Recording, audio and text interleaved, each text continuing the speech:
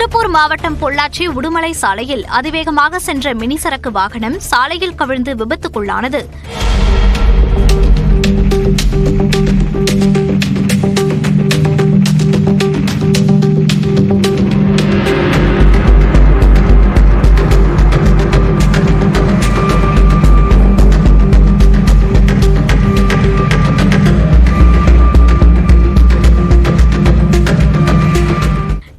Colony அருகே அதிவேகம் காரணமாக ஓட்டுநர் கட்டுப்பாட்டை இழந்த சரக்கு வாகனம் சாலையோர தடுப்பில் இடித்து முன்னால் சென்ற வாகனத்தின் மீது மோதி சாலையில் கவிழ்ந்தது. காயமடைந்த ஓட்டுநர் சக்திவேல் பொள்ளாச்சி அரசு மருத்துவமனையில் அனுமதிக்கப்பட்டார். இந்தியாவில் பிறப்பால் யாருக்கும் எந்த பதவியும் வழங்கப்படவில்லை என்று காங்கிரஸ் எம்பி கார்த்தி சிதம்பரம் தெரிவித்துள்ளார். திமுக கூட்டணி கணக்கை மக்கள் மைனஸ் ஆக்கி விடுவார்கள் என்ற விஜயின் பேச்சுக்கும் அவர் பதிலளித்துள்ளார். இருமாப்புடன் 200 தொகுதியில் வெல்வோம், மக்களை மைனஸ் ஆக்குவார்கள் என்று சொல்லியிருக்காரு. எல்லாம் தேர்தலுக்கு இன்னும் 15 மாசம் இருக்கு. கூட்டணிகள்லாம் அமையட்டும். இந்தியா கூட்டணி வலிமையாக இருக்கிறது, அப்புறம் பார்த்துக்கலாம். அதனால இப்பவே இந்த இவருடைய சொல்ற மேடையில சொல்ற பிரகடனங்கள் எல்லாம் சீரியஸா எடுத்துக்க முடியாது. பிறப்பில் முதல்வராக கருத்தியல் முதல்வராக வேண்டும் அப்படின்னு பிறப்பில யாருமே முதல்வர் ஆவது கிடையாது. இந்தியாவில் யாருக்குமே எந்த அரசாங்க பதவியும் பிறப்பின் மூலமாக வருவது கிடையாது.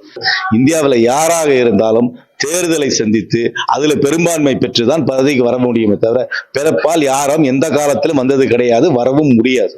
2026 மன்னராட்சியை ஒழிக்க வேண்டும் அப்படின்னு சொல்லி, மன்னராட்சி என்பது இந்தியாவில எல்லாம் ஒழித்து 1947க்கு முன்னாடியே அதிலிருந்து ஒழிந்து விட்டது. பிரிவி பர்ஸ் 1971 ஒழித்து விட்டது. ரெண்டையும் காங்கிரஸ் கட்சி பண்ணிருச்சு. இந்தியாவில் இது வந்து சரித்திரம் புரியாதவர்கள் தான் சொல்லுவார்கள் இந்தியாவில மன்னராட்சி இருக்கு. எந்த விதத்திலும் இந்தியாவில் மன்னராட்சி கிடையாது. பிறப்பால் எனக்கு தெரிஞ்சு ஒரு கோயில் ட்ரஸ்டி கூட பிறப்பால முடியாது. இனிமே HRNC கோயில், அதுவும் கவர்மெண்ட் தான் அப்பாயின்மெண்ட். பிறப்பால் எந்த பதவியும் யாருக்கும் இந்தியாவிலே பிறப்பால் கிடையாது. விழுப்புரம் மாவட்டம் விக்கிரவாண்டியில் பெஞ்சல் புயலால் பாதிக்கப்பட்ட பகுதிகளை மத்திய குழுவினர் ஆய்வு செய்தனர். பெஞ்சல் புயலால் ஏற்பட்ட கனமழையால் கடலூர், விழுப்புரம், திருவண்ணாமலை, கள்ளக்குறிச்சி, கிருஷ்ணகிரி உள்ளிட்ட மாவட்டங்கள் கடுமையாக பாதிக்கப்பட்டன. இந்நிலையில் வெள்ள பாதிப்புகளை ஆய்வு செய்ய மத்திய குழு தமிழ்நாடு வந்துள்ளது.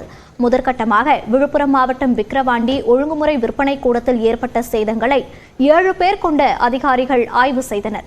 இதனைத் தொடர்ந்து பம்பையாறு மற்றும் மாவட்ட ஆட்சியர் அலுவலகத்தில் வைக்கப்பட்டிருந்த பாதிப்பு தொடர்பான புகைப்படங்களை பார்வையிட்டனர். மத்திய குழு ஆய்வின் போது வருவாய் மற்றும் பேரிடர் துறை முதன்மை செயலாளர் அமுதா, விழுப்புரம் மாவட்ட ஆட்சியர் பழனி உடனிருந்தனர். இந்நிலையில் வெள்ள பாதிப்பு ஆய்விற்கு பிறகு விழுப்புரம் மாவட்ட ஆட்சியர் அலுவலகத்தில் மத்திய குழுவினர் ஆலோசனை நடத்தினர். இதில் அனைத்து துறை அலுவலர்களும் கலந்து கொண்ட நிலையில் வெள்ளம் மற்றும் புயல் சேதம் குறித்து மத்திய குழுவினரிடம் எடுத்துரைத்தனர். இந்நிலையில் புதுச்சேரியில் ஏற்பட்ட வெள்ள பாதிப்புகளை மத்திய குழுவினர் நாளை ஆய்வு செய்ய இருப்பதாக அம்மாநில முதலமைச்சர் ரங்கசாமி தெரிவித்துள்ளார். மத்திய அரசிடம் முதற்கட்டமாக 600 கோடி ரூபாய் நிவாரணம் கேட்க இருப்பதாக ரங்கசாமி கூறியுள்ளார். மத்திய குழு நாளைக்கு வராங்க, ஞாயிற்றுக்கிழமை வராங்க. நம்ம எவ்வளோ டிமாண்ட் பண்ணிருக்கோம்? 614 கோடி எழுதி கொடுத்துருக்கோம். மத்திய அரசு கொடுத்துருக்கோம். இங்கே ஒரு 2 நாள் இருப்பாங்க, திங்கட்கிழமை வரைக்கும் இருப்பாங்க.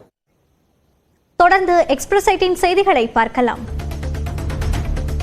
சொத்து வரி உயர்வு மற்றும் GSTயை ரத்து செய்ய கோரி திருப்பூரில் நாளை கருப்பு கொடி ஏற்றி போராட்டம் நடத்தப்படும் என அனைத்து வியாபாரிகள் சங்கங்கள் அறிவித்துள்ளது.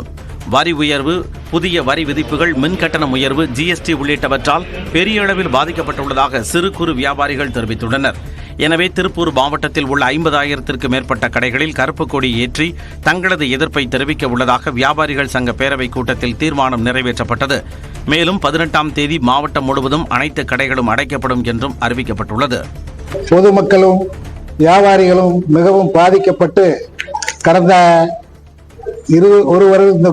வருடத்திலேயே 5000 ரேஷன் கார்டுகளை மாநகராட்சியிலே கலெக்டர் ஆபீஸில் ஒப்படைத்துவிட்டு வெளியூரிலிருந்து வந்த வியாபாரிகள், தொழிலாளர்கள் அனைவரும் சென்று விட்டார்கள். சிவகங்கை மாவட்டம் தேவக்கோட்டையில் சாலையில் கிடந்த 1,84,000 ரூபாயை உரியவரிடம் ஒப்படைக்க உதவிய சிறுமிக்கு பாராட்டுகள் குவிகின்றன. வெள்ளிக்கிழமை இரவு தேவக்கோட்டையைச் சேர்ந்த ராம்குமார் என்பவர் தனது மகள் நிஷாந்தினியுடன் இருசக்கர வாகனத்தில் சென்றுள்ளார். ராமநகரிலிருந்து தேவக்கோட்டைக்கு செல்லும் சாலையில் பை ஒன்று கிடப்பதை கண்ட சிறுமி நிஷாந்தினி தனது தந்தையிடம் கூறியுள்ளார். உடனடியாக பையை எடுத்து பார்த்தபோது அதில் பணம் மற்றும் முக்கிய ஆவணங்கள் இருப்பது தெரியவந்தது. காவல்துறையிடம் ஒப்படைத்து விடலாம் என சிறுமி கூறியதை அடுத்து தேவக்கோட்டை டிஎஸ்பி கௌதமியிடம் பணம் ஒப்படைக்கப்பட்டது.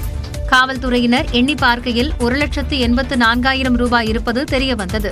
விசாரணையில் கல்லங்குடியைச் சேர்ந்த மாணிக்கம் என்பவருக்கு சொந்தமான பணம் என்பதும் தெரியவந்துள்ளது. உடனடியாக அவரை வரவழைத்து டிஎஸ்பி முன்னிலையில் 1,84,000 ரூபாய் ரொக்கம் மற்றும் ஆவணம் ஒப்படைக்கப்பட்டது. கீழே கிடந்த பணத்தை உரியவரிடம் ஒப்படைக்க நினைத்த அந்த நல்ல உள்ளத்தை அழைத்து டிஎஸ்பி வெகுவாக பாராட்டினார்.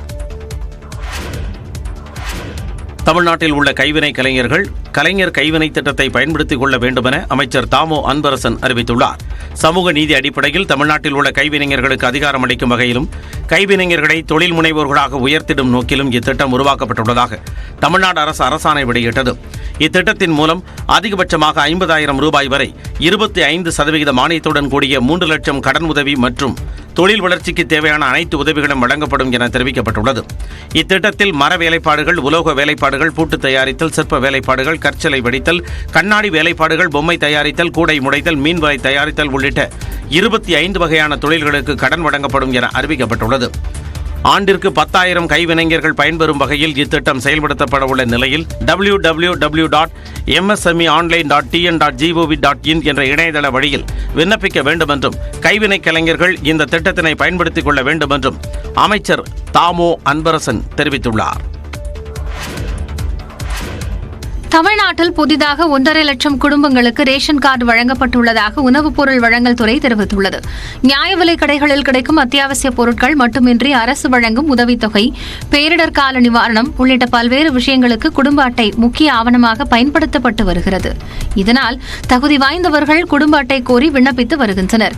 குறிப்பாக மகளிர் உரிமை தொகை திட்டம் நடைமுறைக்கு வந்த பின்னர் ஆயிரக்கணக்கான பொதுமக்கள் புதிய ரேஷன் அட்டை பெறுவதற்கு விண்ணப்பித்து வருகின்றனர். புதிய ரேஷன் அட்டை கோரி இதுவரை 2,89,591 பேர் விண்ணப்பித்துள்ளதாக உணவுப் பொருள் வழங்கல் துறை தெரிவித்துள்ளது. அதில் 1,54,500 நபர்களுக்கு புதிய ரேஷன் அட்டைகள் வழங்கப்பட்டு வருவதாகவும் 1,28,373 நபர்களின் விண்ணப்பங்கள் நிராகரிக்கப்பட்டுள்ளதாகவும் தெரிவிக்கப்பட்டுள்ளது. மேலும் 6,640 நபர்களின் விண்ணப்பங்கள் பரிசீலனையில் இருப்பதாகவும் உணவுப் பொருள் வழங்கல் துறை கூறியுள்ளது.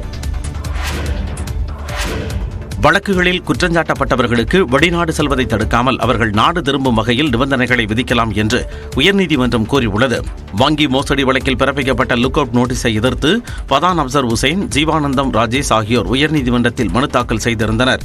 இந்த வழக்கை விசாரித்த நீதிபதி சேஷசாயி, நீதி பரிபாலனம் என்பது குற்றஞ்சாட்டப்பட்டவரின் பாதுகாப்பை உறுதி செய்ய வேண்டுமே தவிர அவரது தனிப்பட்ட வாழ்வுரிமையை பாதிக்கக்கூடியதாக இருக்கக்கூடாது என கூறினார்.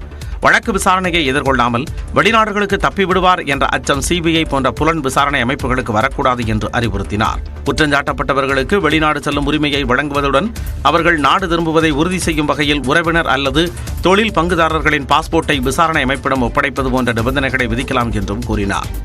நிபந்தனைகளை பூர்த்தி செய்யும் பட்சத்தில் லுக் அவுட் நோட்டீஸை நிறுத்தி வைத்து வெளிநாடு செல்ல அனுமதிக்கலாம் என விசாரணை நீதிமன்றங்களுக்கு உத்தரவிட்டார். அதனைத் தொடர்ந்து மனுதாரர்கள் இருவருக்கும் பல்வேறு நிபந்தனைகளை விதித்த நீதிபதி அவர்கள் இருவரும் வெளிநாடு செல்ல அனுமதி அளித்து உத்தரவிட்டார்.